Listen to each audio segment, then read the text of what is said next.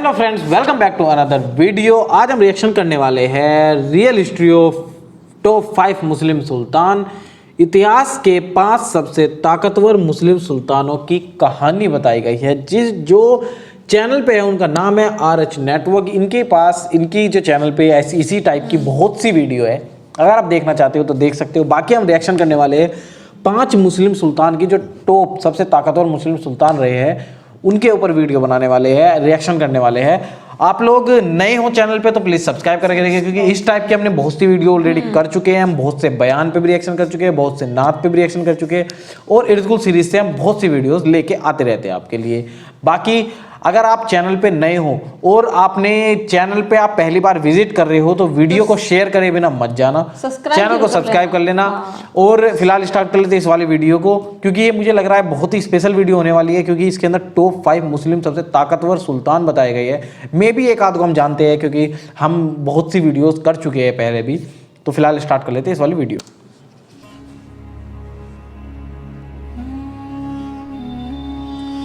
RH network.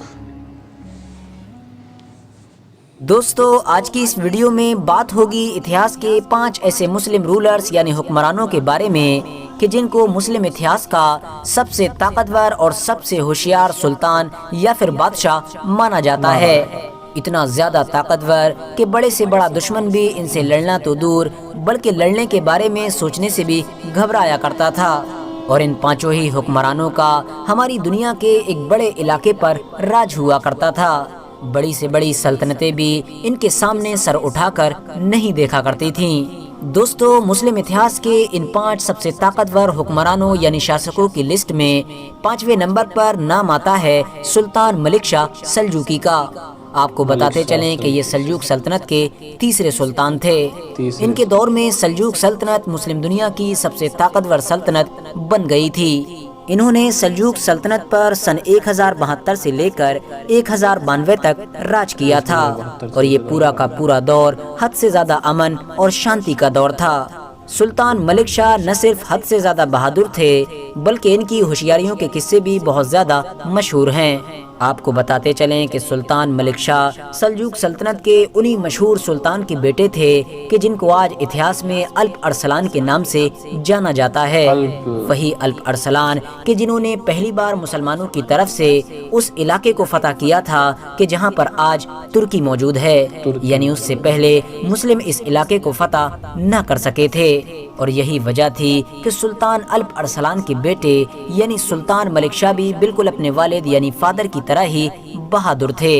मगर सन 1092 में जब सुल्तान मलिक शाह का इंतकाल हो गया तो उसके बाद सल्जूक सल्तनत को इनके जैसा कोई दूसरा हुक्मरान न मिल सका, और धीरे धीरे ये सल्तनत कमजोर होकर टूटना शुरू हो गई। अब बात करते हैं इस लिस्ट में मौजूद चौथे नाम की। आपको बताते चलें कि चौथे नंबर पर नाम आता है मुगल बादशाह औरंगजेब आलमगीर का। वही औरंगजेब आलमगीर कि जिनको मुगल सल्तनत का छठा और आखिरी ताकतवर बादशाह माना जाता है। औरंगजेब आलमगीर की ताकत का अंदाज़ा आप लोग इसी बात से लगा सकते हैं कि जब 1707 में औरंगजेब आलमगीर की मौत हुई तो भारत में कायम मुगल सल्तनत उस वक्त दुनिया के इतने बड़े इलाके पर फैली हुई थी कि जितने बड़े इलाके पर ना तो उससे पहले फैल सकी थी और न ही कभी उसके बाद फैल सकी थी। अमीरी के मामले में भी औरंगजेब आलमगीर के दौर में मुगल सल्तनत ने पूरी दुनिया का रिकॉर्ड तोड़ दिया था और दुनिया की सबसे अमीर सल्तनत बन गई थी।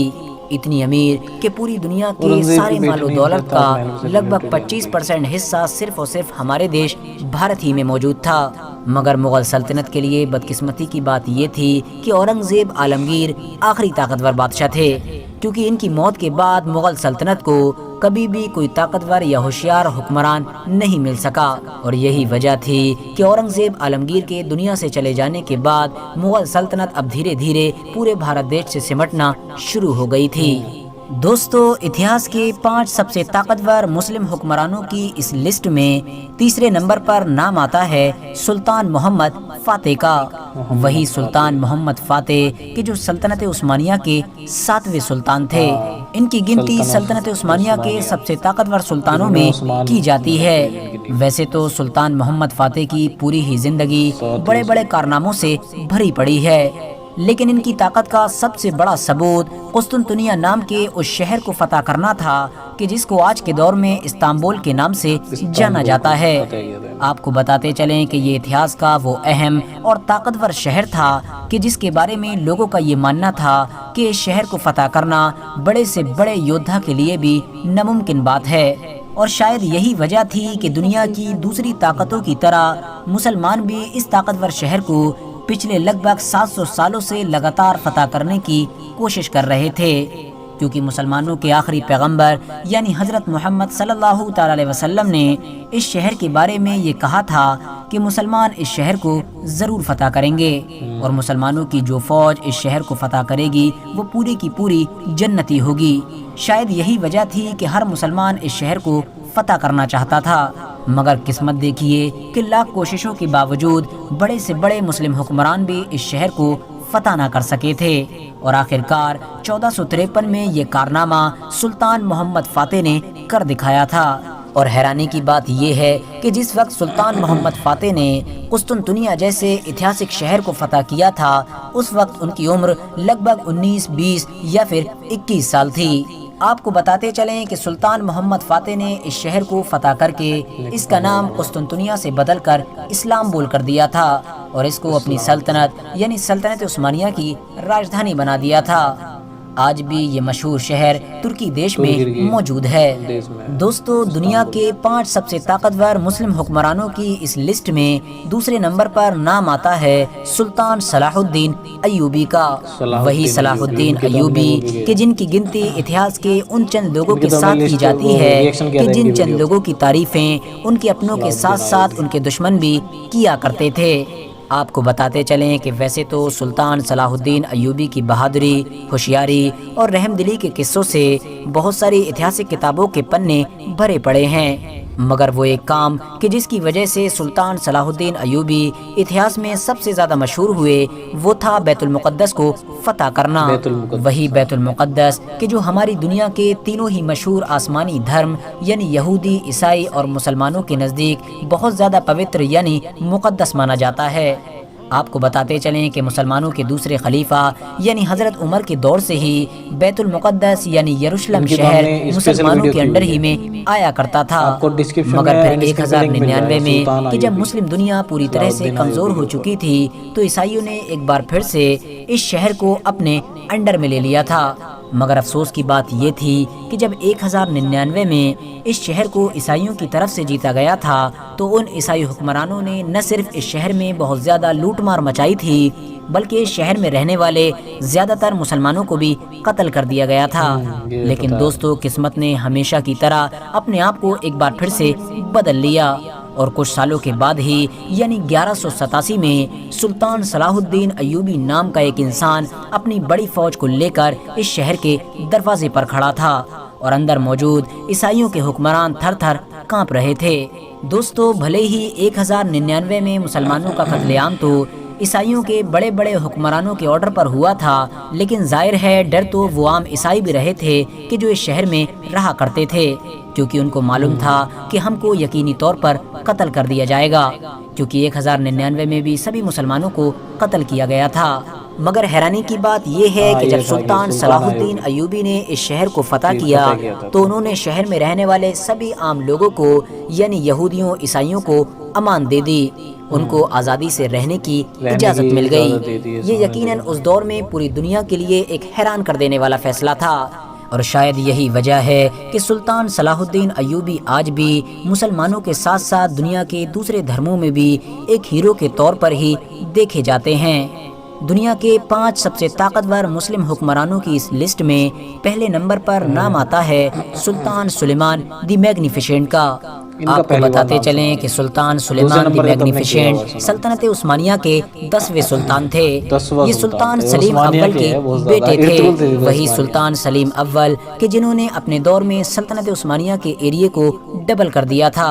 اور حیرانی کی بات یہ ہے کہ جب سلطان سلیم کے بعد ان کے بیٹے سلطان سلیمان اعظم سلطنت عثمانیہ کی گدی پر بیٹھے تو وہ بھی بالکل اتنے ہی طاقتور اور بہادر ثابت ہوئے کہ جتنے سلطان سلیم ہوا کرتے تھے۔ سلطان سلیمان دی میگنیفیسنٹ نے گدی پر بیٹھتے ہی اپنے فادر کے نقش قدم پر چلتے ہوئے اپنی سلطنت کو بڑی تیزی کے ساتھ بڑھانا شروع کر دیا۔ آپ کو بتاتے چلیں کہ یہی سلطنت عثمانیہ کے وہ سلطان تھے کہ جن کے دور میں سلطنت سب سے زیادہ طاقتور ہو گئی تھی، اور آفیشیلی پوری دنیا میں سلطنت عثمانیہ کو سپر پاور کا عہدہ مل گیا تھا، کیونکہ ان کے دور میں اب سلطنت عثمانیہ زمین کے ساتھ ساتھ سمندروں پر بھی راج کیا کرتی تھی۔ ہم لوگ ان کے دور کو سلطنت عثمانیہ کا گولڈن ایج بھی کہہ سکتے ہیں، کیونکہ سلطنت کا جو روب و دبدبہ ان کے دور میں ہوا کرتا تھا وہ شاید کبھی نہیں ہو سکا۔ آپ کو بتاتے چلیں کہ ان کے دور میں سلطنت عثمانیہ کی سرحد یورپ میں موجود آسٹریا کے شہر ویانا تک پہنچ گئی تھیں۔ اس سے آپ اندازہ لگا سکتے ہیں کہ ان کے دور میں سلطنت عثمانیہ کہاں پہنچ گئی تھی، اور یہ ان کی طاقت کا ہی نتیجہ تھا کہ یورپ میں رہنے والے اتہاسکاروں نے بھی ان کو سلطان سلیمان کی بجائے سلطان سلیمان دی میگنیفیسنٹ کے نام سے پکارا ہے، جس کا مطلب ہوتا ہے سلیمان عالی شان۔ اس کے علاوہ سلطان سلیمان کو سلیمان اعظم یا پھر سلیمان قانونی کے نام سے بھی جانا جاتا ہے، مگر افسوس کی بات یہ ہے کہ یہ سلطنت کے آخری طاقتور سلطان ثابت ہوئے، کیونکہ ان کے بعد سلطنت عثمانیہ کو اتنا طاقتور اور قابل بادشاہ کبھی نہیں مل سکا۔ فی الحال آج کی اپنی ویڈیو کو ہم یہیں پر ختم کرتے ہیں۔ تو یار بہت ہی اچھی ویڈیو ہے، کیونکہ بہت سارے پانچ سلطانوں کے بارے میں بتایا گیا ہے، جن کے دوسرے نمبر کی جو سلطان ہے سلطان صلاح الدین ایوبی، ان کی ایک اسپیشل ویڈیو ہے ہمارے چینل پہ، اگر آپ نے نہیں دیکھی ہے تو پلیز دیکھیے گا، میں انڈ اسکرین یا ڈسکرپشن میں آپ کو لنک مل جائے گا، یا چینل پہ آپ لکھو گے سلطان صلاح الدین ایوبی نومیٹک آر کے ایسے لکھ دو گے تو ڈائریکٹ ہماری وہی والی ویڈیو آ جائے گی۔ باقی یہ جو بتائے گئے ہیں اوٹمان امپائر سے کافی 2-3 بتائے گئے ہیں، جو عثمان ہے آئی تھنک عثمان کے 7ویں نمبر کا سلطان تھا، وہ 10ویں نمبر کا پہلے نمبر پہ ہے، تو یہ والا بہت ہے، مطلب ارطغرل سیریز سے جو بھی نکلے ہیں نا وہ سارے بہادر سارے بہترین سلطان بتائے گئے ہیں اس کے اندر۔ تو اور اسی کو دیکھتے ہوئے ارطغرل پوری سیریز بنائی گئی ہے ترکی کی، اور ترکیز کا تو اتہاس بہت ہی گہرا ہے میرے حساب سے یار، ترکی دیش کا اتہاس بہت گہرا ہے، کیونکہ جتنے بھی مسلم کے بڑے بڑے خاندان یا پھر بڑے بڑے وہ سب ترکی سے ریلیٹڈ کرتے ہیں، ترکی سے بلونگ کرتے ہیں سارے کے سارے، ہم نے جو دیکھا ہے۔ فی الحال ہمارے من میں اور زیادہ اچھا امڑ آئی ہے کہ ہم ترکی گھومنے جائیں، یا ترکی جانے یا ترکی گھومنے جائیں۔ فی الحال ٹائم نہیں ہے کہیں بھی جانے کا، فی الحال ٹائم کیا نہیں ہے، ابھی تو ترکی کے پیسے بھی نہیں ہیں، ٹائم وہاں سے آ گئی ہے، ٹائم تو ٹائم ہی ہے۔ ترکی کوئی بازار میں تھوڑی ہے کہ ترکی میں پیسے نہیں جانے کے ترکی چلے جاؤ، ارے ترکی ہے یار، وہ پیسے ابھی کیسے جا پائیں گے، مطلب جب جائیں گے تو بھائی پلاننگ سے جانا پڑے گا، ٹائم ہی ٹائم ہے، ترکی کوئی بھیج کے دیکھو میں تو بھگ جاؤں گا، ٹائم ہی ٹائم ہے میرے پاس۔ تو فی الحال اگر ترکی ہمارا جانا ہوگا تو آپ لوگوں کو پتہ چل جائے گا، مطلب جب بھی جانا ہوگا کچھ سال بعد۔ فی الحال اس ویڈیو کو یہیں تک رکھتے ہیں، اور آپ چینل کو سبسکرائب کر لیجئے، جانے سے پہلے لائک کریے، شیئر کیجیے، کمنٹ کر کے بتانا نیکسٹ کس پارٹ پہ ویڈیو کرنی ہے۔ Thank you. ہاں ترکی سے کون کون ہے یہ ضرور بتانا، اور آپ ہمیں بلانا چاہتے ہو نہیں جو ہے وہ سب کچھ، لیکن ہم پیسے آئیں گے، رکیں گے، مطلب ہم آنا جانا کر لیں گے، آپ اگر ترکی سے تو ہم رک جائیں گے، ان کے پاس رک جائیں، ٹھیک ہے۔ باقی آپ لوگ کمنٹ کیجئے اور اپنا پیار دکھائیے، شیئر کیجئے ویڈیو کو۔ Thank you for watching this video, ملتے ہیں آپ سے اسی طرح کی نیکسٹ ویڈیو، تب تک کے لیے tata bye bye and take care.